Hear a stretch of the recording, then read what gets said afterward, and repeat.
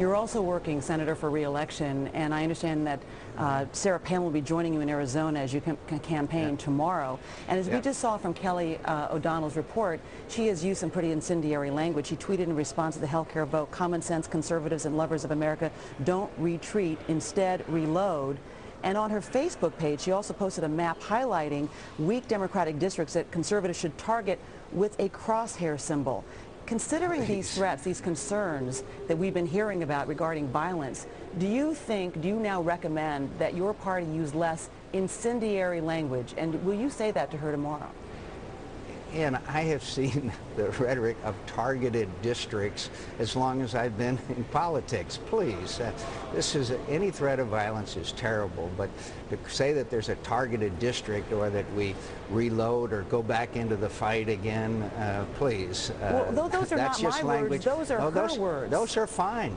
They're used all the time. Those words have been used throughout my political career. But should they be perhaps used less? Sorry for interrupting, Senator. There are targeted districts, and there are areas that we call battleground states, and so please, that rhetoric and kind of language is just part of the political lexicon. It is no place for threats of violence or anything else, but to say that someone is in a battleground state is not originated today.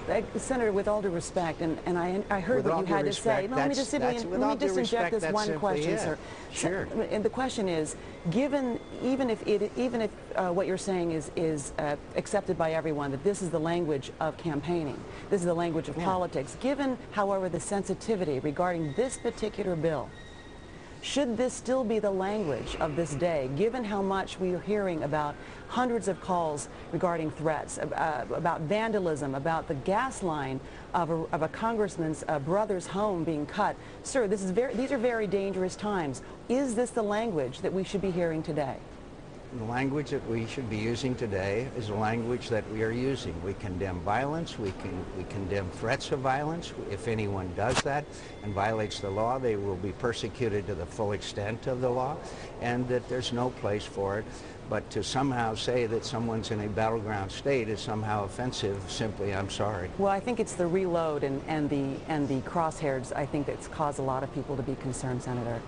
Well, maybe it has, and we condemn any violence, any threats of violence, but I've heard all of that language throughout my political career, but we have to do everything we can to make sure the American people know that there's no place for that in America. But what has just been done against the overwhelming opposition of the American people, sleazy deals done in an unprecedented fashion, of course has people angry. That anger should be channeled into voter registration and go continue the struggle that we're in to regain America and stop mortgaging our children's futures. All right, Senator John McCain, thank you so much for joining us. I know that you guys worked pretty late last night, so thank you so much.